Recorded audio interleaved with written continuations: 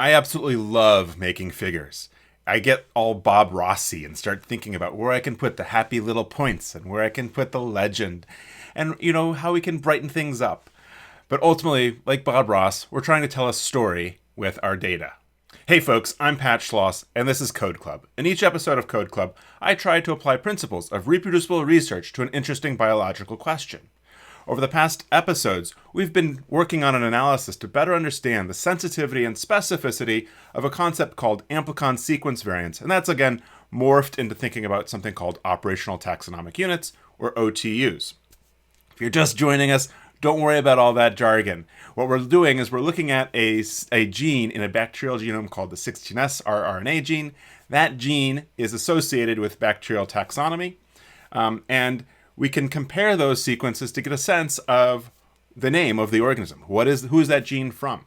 The problem is that bacterial genomes might have up to 20 different copies of the 16S gene. Others might only have one copy. And that's not so bad, but the problem is that those copies often are not the same thing. So what we've been looking at is, depending on what threshold we use to say that those sequences are the same or similar enough to be joined together, we can either lump species together accidentally, or we can split genomes apart into multiple bins, which is really not biologically sound to treat each copy of this gene differently. So we're working on a paper where we're tying this all together, and we're now at the point where I'm ready to start thinking about making figures. If you've been watching past episodes, you know that, we did some exploratory data analysis back in October and November, and then we've spent most of January writing that paper and kind of going back and redoing some analysis to kind of flesh some things out more. And if you look at the draft that I have, I don't even think I have maybe I have one spot where I say figure, question mark. But I haven't even talked about or thought about what figures I want to put into the paper. Oftentimes, a lot of my colleagues tell their students and postdocs, start with the figures, build the paper around the figures. And I really don't like that. I want to build around the story. What is the story, right? And as you think about the story, then you think about, well, what figures do I need to tell that story? What data do I need? And as we saw in the last two episodes, well, we didn't have everything we needed to tell the story. We had to go back and rerun some analysis. Well, I think we're ready now, finally, to start thinking about what figures that we want to put into the paper. Again, if you look back at those previous exploratory data analyses I've done, we generate a lot of figures. And as I look back through some of these, I'm thinking, why did I build that figure? It doesn't really make sense. But some of that is just kind of a natural exploration of the data to better understand what's going on. And so maybe we've generated, a dozen or so figures, and we'll probably only publish 2 or 3 of those figures. In fact, the format we're using in observation only allows you 2 figures. So we might have to do some trickery to collapse those 3 figures down into 2 figures. So that's a lot about what we'll talk about today, as well as how can we take those exploratory figures, critique them, and then make them a bit more polished like we'd see in a publication. There is a difference between what we do in exploratory data analysis, what we'd publish, and a lot of that is parallel to what I think about writing. That when we write, we don't want to be editing our sentences as we type them. We want to just get the text out onto the paper or onto the computer, and then go back and edit things. And that's a lot of what I think about figures as well, right? You could spend a lot of time formatting a figure, getting it to look really nice, and in the end it goes into the scrap heap, right? Because it wasn't something that was useful. And so you kind of wasted a lot of time improving a figure that you're not going to end up using. So in my exploratory data analysis, I like to make quick, kind of crude figures, but at the same time, they need to be presentable so I can kind of see what's going on and show it to others.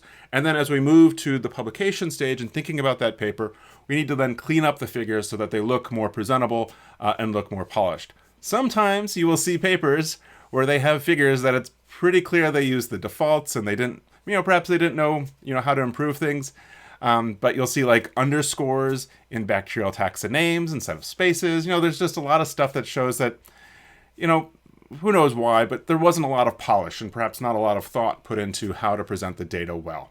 So we'll talk about that in today's episode. We'll see how far we get, and we might go on into another episode to continue this thread of building publication quality figures. So I'm going to start in our GitHub repository, looking at these exploratory data files. And the ones that I've been thinking most about are from these last 3 analyses we did, where we or not necessarily that, lumping and splitting, the ROC curve, and I think the other one was the ESV species coverage. So let's start there. What I'm thinking about is where we had number of genomes in a species on the x-axis, and the y-axis was some indication of the number of ASVs we had. I'm thinking that that could be useful in this first paragraph of the results section, where we're talking about kind of the properties of amplicon sequence variants. And let me come down and look at the plot. Yeah, this is the one I'm thinking about. And so as I look at this figure, let me see if I can zoom in on it a little bit better. Think about things I like and don't like. So again, the x-axis is the number of genomes that have been sequenced for that species that were in the rRNA database. The y-axis is ESV rate, which, if I recall, and I'm sure this is right, is the number of ASVs per species. So each dot here represents a different species. And I used alpha, which is a measure of the transparency, so that if there were multiple points on top of each other, it would show up darker.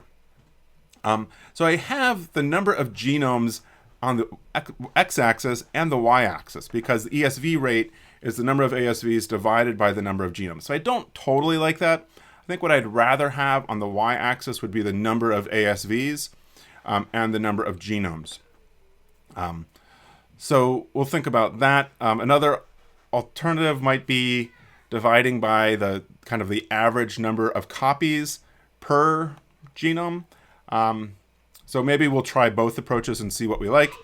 The other thing that I see here that I've got this in a faceted approach where I've got it as a probably facet wrap. I think I'd rather have this as a column so that the reader, when they come and look at this figure, they could have one axis in common across all four panels, right? So maybe what we would do is put n genomes on the x-axis and then the rate, however we measure that, on the y-axis. We could also do it the other way, but if we then go wide, then each panel is going to get really skinny. So I think I'd rather have n genomes on the x and then stack all regions going up and down. The other thing I'm thinking about is that we have these faceted labels kind of as titles for each panel. And what I'd kind of like to see is maybe instead of putting it up here as a banner for each panel, to kind of put it in the corner so that it's, I don't know, I just kind of like that. Look a little bit better than the panel facet label. So those are some of the things to think about. Another thing I don't totally like, and after we talked about significant digits recently, this might seem a little bit weird, but that we've got 10.00 here. We've got 2 significant digits to the right of the decimal point for all of these. And I think what I'd rather have is just have 10, 1, 0.1, 0.01 on the y-axis. So these are some of my thoughts as I approach this figure and thinking about how we might represent that in our paper. All right. So again, this was a plot that came from our analysis on quantifying the coverage of ESVs within a species from October 15th of 2020. I'm going to come back to my terminal, and I'm going to go ahead and create a script to generate this figure. I like to have a single script for each figure because maybe I'd want to modify that script to make a different version for, say, a presentation or for the paper. The other thing is that it doesn't totally make sense to put the script for building the figure inside of the R Markdown document, because in the end, when we upload our manuscript, we're going to upload our figures separately from our manuscript. And so it kind of makes sense to keep the things separated. So I'm going to go ahead and do touch code / plot ESV rate.r. And I will then go ahead and fire up RStudio. Returning to our code directory, I will open up that plot ESV rate file. I'm also going to come back to my exploratory directory, and that was the ESV species coverage, and I'll open up that R Markdown document. And what I'm going to do is I'm going to look for the code that I used to generate that plot that we saw previously. So I'm going to copy this over. And then where did we have the plot? So down here we had the plot. Yeah, so I think it was this first code chunk, or second code chunk, I guess it is, here. And we will save that. And I think this should all work. I'm going to experiment leaving here, the library here in, and the here function as well. I think what it'll do is this, even though I'll run this from the project root directory, the here function will basically also go back to my project root directory. So I will save that. And then I'm going to go ahead and source with echo, or just source the whole thing. And we'll see what we get as a figure. Yeah, so it's putting me back in my project root directory for that. And I don't see anything. Where did it go? So let me run this chunk again to build the plot and see where it goes. There we see. So let's see. So this puts it in the bottom right corner of my RStudio session, of course. And we can see that we have recreated what we had previously. Okay. So something else that I want to tell you is that it's really important to know what you're building for, because what we want to know is how big should the figure be when it's done, because that's how big it's going to be in our manuscript. And different journals have different specifications about size. And if you've played around with sizing figures in R, you know that if you change the dimensions, then things can kind of look weird. And so what I find is it's good to know what size window or figure that you're going to have as you build out your figure. So I'm going to go ahead to the MSphere website and go to for authors, and I'm looking for something in their documentation that will tell me the dimensions on the figure they want to see. And so if I go to illustrations and tables, that might be a good place to look. So these are illustrations. The other thing that'll tell us is what format we want. Okay, so the maximum figure width is 6.875 inches. Maximum figure height is 9 inches. And again, they tell us that the image uploaded should be 100% of the print dimensions, so no reduction or enlargement is necessary. And the resolution must be at the required level of the submitted size. Okay, and so what they prefer are TIFFs, and they also say you can submit as PDFs. On initial submission, illustrations may be supplied as PDF files. So maybe what we'll do, so on initial submission, illustrations may be supplied as PDFs with the legends on the same page to assist review. Great. But at modification stage, the production quality digital files must be provided along with the text files for the legends. Okay, that's great. So that's all good stuff to know. For now, what I'm most interested in is kind of the maximum figure width and height. Sometimes they'll also have a figure width for if you have a single column figure. MSphere, I think, only has a single column format. So let's go with this. Maybe what I'll do is I'll set the height to be 8 inches and be more narrow. So what we will then do as an output to this will be ggsave. And I will put this in where? So I think I have, I don't have a figures directory. So I'm going to go ahead and make a directory for figures. You could also put this directly into the submission directory, but I want everything in my submission directory to be like what I'm going to submit. And as you'll see, I'm not going to call this figure 1, say. I'm going to save this as, what will I save it as? Figures, and then I will call it ESV rate dot, let's start with PDF, and we'll go from there. Or you know what? Let's just do TIFF. And I'll do width. And again, coming back to this, 6.875 is the maximum width. Height, 9 inches. Let me do for height equals 9. And we'll see what that does. Let me go ahead and run this. I will then come back and open up that file, ESV rate TIFF. And you can see that that's the width and the height. And so we're getting there, believe it or not. You know, we're kind of setting up things to look good, and this is where we're at.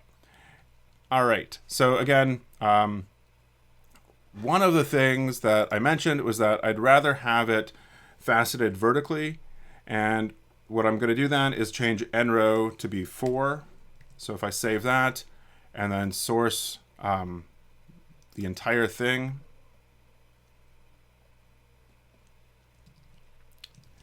and then I see that I've got everything vertically oriented. It may seem a little bit wide for the height, and so again, I could maybe make this 3.5, save that, source the whole thing. Yeah, I don't know. A lot of this is kind of your own personal aesthetic and what looks good to your eye. So you do what makes sense to you when you're making your figures. All right, so the next thing that I want to think about are these axis labels. But before I do that, I want to reconsider what we're plotting here. And again, what we're plotting on the y-axis is the ESV rate, which I have as the number of ESVs divided by genomes. I think it's a little weird to have the number of genomes on both the x-axis and the y-axis. So maybe what I'll do instead will be, let's do number of genomes on the y-axis. So let's give that a run. We'll see what that looks like. That wasn't right. I meant number of ESVs. You should have yelled at me that was wrong. It's good to see we get a straight line when we plot everything against everything. Oh, that wasn't what I meant either. That looks reasonable, like things are going up as we increase the number of genomes.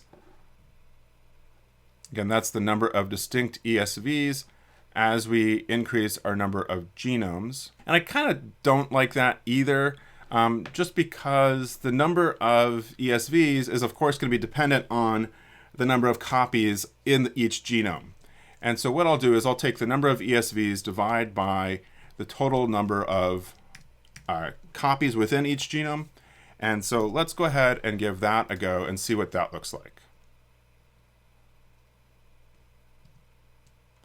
And so I think that looks a bit nicer. Again, the ESV rate, we need to fix the label, but the y-axis is the number of copies, or the number of types of ASVs, the number of ASVs per copy number in a genome against the number of genomes, with each dot representing a different species. This blue line then is a fitted spline through the data. I'm not totally thrilled with having that band there, so we'll deal with that in a moment.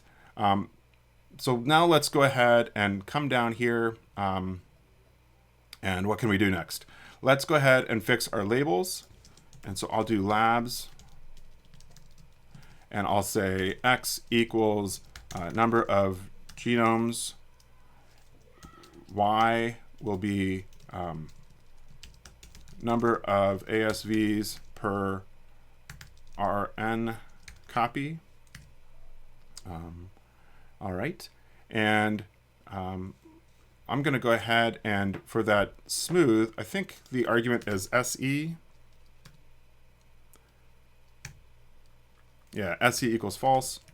Run that, source the whole thing, and that should get rid of that cloud and then give us our nice labels on our titles here. And so that looks good.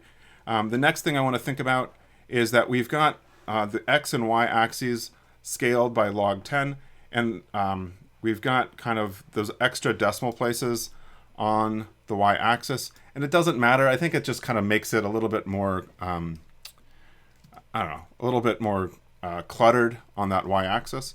And so what we can do is we can say breaks, and we can then give it a vector of places where we want to put breaks. And so we started at 0.1, 1, 10, and 100. And our labels, I need a closing parentheses there. Labels will be then a character vector that we actually want the labels to be. Or you could give it a numerical, but whatever you put in labels will show up on the y-axis. So I'm going to put 0.1, 1, and I'm putting it in quotes so I don't have to worry about those decimal points. 10 and 100. So let's source that. And so now we see we have a cleaned up y-axis looking good. Nice. The next thing I want to think about are these panels in our for each of the facets. And to do that, we're going to have to dig into the theme function a little bit. And so let's go ahead and do theme. And in this theme help page, you'll find that there are a ton of different arguments for the theme function. And what I'm looking for is something that describes the facet. And so these arguments here describe the axis, the ticks, the lines, the legend, the panel, the plot, the strip. So I think the strip is what I'm interested in. So let's scroll down until we find the description for the strip argument. It's quite a ways down here. There's so many arguments for the theme function. And so we see we've got strip background, background X. Let me move this over a bit so we can see it better. The background of the facet labels. So you can change the color of those strips. The placement, you can change that. The strip text. And so again, these are the facet labels. They inherit from text. So the horizontal facet labels, vertical or strip text can be set separately. So what I'm going to do is I'm going to set strip.text to not show the strip. So we'll see how to do that here. So what I'm going to do is, you know what, I'm going to try to keep my theme stuff all together. So I'm going to move that labs up here. Be sure to put a plus at the end of that line, and then do theme. And I'm going to do strip.text, and I'm going to say element underscore blank. And so element blank means make it blank, make nothing there. And I'm not sure what this will do to the rectangle, but we'll see what happens. So we'll go ahead and source this whole thing and see what that does to our facet labels. And so yeah, you see we no longer have those facet labels between our different facets. That's great, except we don't know what these things are. So again, what I'd like to do is put the label actually here in the upper left corner of each of our plotting windows. To do that, to put the label in the upper left corner, what I'm going to want to do is to use a geom text line in my plot to plot that label in the upper left corner. And so if we look at what we're plotting, which is species ESVs, it's a large data frame with like 19,000 rows in it. And what I'd rather do, so let me show you. If we do geom text and I do label AES label equals region and add that, and then we go ahead and source that, we're going to get something that doesn't look all that great. And so it's still running. And it's running because basically what we'll see is that every point is now going to be a label. Let's see. Yeah, so you see we've got all the V19s. If you look close, you can kind of see the point behind that. That's not at all what we want, right? But that's pretty cool, right? You can plot text in an XY coordinate space. So hold on to that. But what I'd like to do is I'm going to make a data frame that, say, has X1, X of position 1, and Y perhaps 100. And I'm going to then label there. So I'm going to make a new data frame that I can then use with geom text to plot on top of this current plot. All right. So to do that, I'm going to modify species ESVs, and I'll modify that so that my regions correspond to my region labels. I'm going to move this up a bit, and I will then mutate this to do region equals region labels with a square bracket region. And so let's see what this all looks like. If we do species ESVs, so now instead of having V19, we have V1-V9. So that looks good. And I can then take species ESVs and I can then make a sub data frame, a smaller data frame with just those region labels. There's many ways that I could do that, but I'm going to build it off of species ESVs. So what I'm going to do is I'm going to take species ESVs and do distinct on region. Let's see what that looks like. So we've got our 4 regions. Again, I could have built that by creating a tibble with region labels. it doesn't really matter. And then do mutate x equals 1, y equals 100. And so now we've got this data frame that we can then use with geom text, right? So we could say data equals something, AES label equals region, x equals x, y equals y, and then we'll get that. But we need to name this, and so I'll call this, I'll call it facet label, that, make sure that's loaded, and then I will make those question marks facet label. So now let's give this a run and see what this does to our figure. It should put the region in the upper left corner of each window, and sure enough, it does. But what it's doing is it's centering the label on position 100. And so to fix that, what we need to do in geom text is we can do, there's h-just and v-just. So horizontal justification and vertical justification. So I'm not going to worry about h-just or v-just just yet. But if we do 0, I think that will left justify things. And kind of looking in my bottom window here, I see sure enough, yeah, we've left justified that label, even though it looks kind of funky there. So let me go ahead, and if I do, where'd you go? If we do h-just equals 1, let's see what that looks like. I think that will then right justify everything at position 100. Yeah, so we see then that everything is justified to the right side if we use h-just equals 1. So I want 0. I'm going to save that and source it, and we'll see what our plot looks like when we're done with this.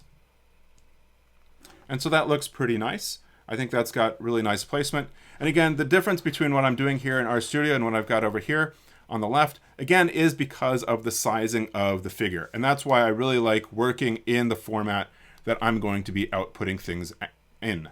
And so I might like to make that font a bit bolder, to make it bold. And so what you can do is font family. I think that's right. And I'll say, is it font family? Well, we'll give it a shot. And I'll do 2 because I'm pretty sure that's bold. And we'll see what it does. So it's not font family. Let's do font face. And if that doesn't work, we can look at the documentation. Okay, so no error messages. And we see now that it is bolded for each region. And I prefer having that inside the plotting window than kind of across the top of the plotting window. But I think that looks really nice. I think my axis labels are a decent size. That looks good. It looks clean. I think it illustrates that as we increase the number of genomes, we increase the number of ASVs that we see per rRNA copy, which is pretty nice. So one thing I want to look at is the size of this file.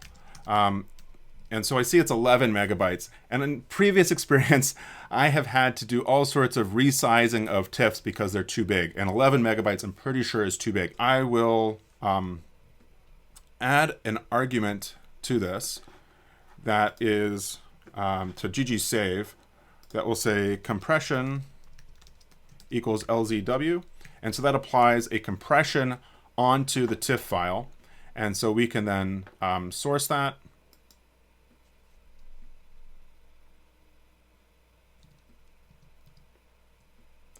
And so we see our figure looks just as good as ever. If we then look at the size, didn't compress it. For some reason, this compression isn't working. I don't know why. Maybe I'll do some more research. In the meantime, what I'm going to do is I'm also going to output a PDF version of the document, of the figure. Make sure that that looks good. And let's go ahead and then do open figures ESV rate PDF. Make sure that looks okay. That looks nice.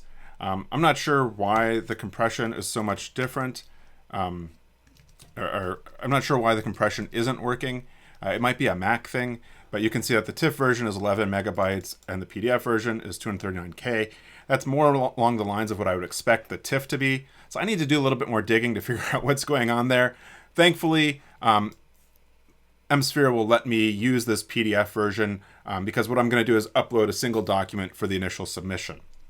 So let's see how we will do that. But before I do that, let me save this And let me go ahead and add my shebang line to this. So let me grab one from over here and put this back up at the top here. I'll save that, and I will open up Atom to modify my makefile. Makefile's down here, and I will put this figure down towards the bottom where I'm doing my figures. And so again, my figure name was ESV rate dot, and I'll put a %, and then I will say that that depends on a couple things. What does it depend on? It depends on this. It depends on this. Oh. And of course, it also depends on the R script, which was what? Which was code plot ESV rate .r / on that. Tab that over, and then what we can do would be what we can then do. Yeah, it's going to be code plot ESV rate .r. Let's make sure that works by chmodding it to make it executable. Code plot ESV rate, and I'll do make figures ESV rate.pdf. It runs that. It's going. Looks good. I'm not sure why it did the 3 geom smooths, but let me look at the timestamps on my figures. And we see that we've got both of those were just generated, and I'll open up ESV. I gotta do figures ESV rate.pdf. And again, that looks like we'd expect it to. I think it looks nice. I don't know. Everybody has their own sense of style, of course. And so now I need to add that ESV rate, and I'm going to, for now, add, I'll do, oh, I don't want ESV rate. I want figures ESV rate. Figures ESV rate dot, I'll do PDF for now. And so that is a dependency for building out our markdown document. Yeah, so everything's up to date. Good. So we will come back over to our submission directory and look at our manuscript.md, and the figures generally go at the very bottom. And down here in my figures, what I can do is include graphics, and then in curly braces, so this is a little bit of LaTeX, I believe, I can then do ESV rate.pdf, save that, and what I'll do is give it a caption, and I'll say figure 1, and I'll rough something in here, right? So ESV rate increases as the number of genomes sampled per species increases. Okay. And we'll save that. And we will, of course, edit this a bit to flesh it out as we go along. So now let's go ahead and make our submission.pdf, and we'll see that figure embedded in the body of the manuscript. And so it says ESV rate PDF not found. So I gave it the wrong path to that file, and that it's actually .figures / ESV rate.pdf. And so the .figures is because we're currently in the submission directory. It needs to go up to figures and down into ESV rate. We'll give that another shot, and hopefully this will run smoothly and we'll get it embedded.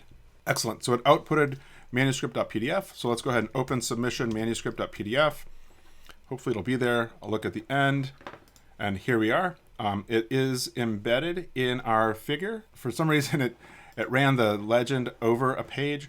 I think that's because this is a little bit too big. And let me look at my plot ESV rate. So we've made it 9. What happens if we make it 8? I wonder how bad that looks. So we'll go ahead and remake that figure and see what it looks like. Again, there's a little bit of back and forth here, right? Trying to make things look good, modifying, and going back and forth. And so we'll look at figures, ESV rate to PDF. And that still looks pretty good, even though we shrunk it by 1 inch. And then I will then remake the manuscript. Oh, I opened it instead of making it. All right, so we'll remake it, and hopefully this will all then be on one page and should be in good shape. And so now what we see is that we've got one page with our figure legend at the bottom, and then it's all embedded in one document, okay? Great, so this is ultimately gonna wind up as figure 1 in our manuscript, and I'm liking how it looks. In the next episode, we'll take on figure 2. That's a bit of my process for how I make figures that go into my publications. I go through my exploratory data analyses figures. I think about what I like about them, what I don't like about them, what part of the analysis I might want to change. And then I start building that out in some amount of detail, always with the mind for what is that going to look like when I submit it, or what is it going to look like in the manuscript when it's published. That's ultimately important because as we resize things or go between different file formats, things in R can tend to adjust a bit. And so again, the nice thing also about this is that I can build this with the dimensions I want and not worry about the dimensions I have in RStudio, that it's all automated with those dimensions I've given it in my ggsave function. Anyway, we'll see more of this as we iterate with the other figure for the manuscript. Please be sure that you've liked this video. If you know about compression, LZW compression, why I can't get my TIFF file to compress, let me know. I know there are other pieces of software I can use outside of R to do that, but it sure would be nice to just be able to do it right here in R and RStudio. Anyway, let me know what you think. And let me know what you think about that figure. Do you think it tells the story that as we add more genomes to a species, we see more variants accumulate in the database? Please tell your friends about Code Club, and we'll see you next time for another episode.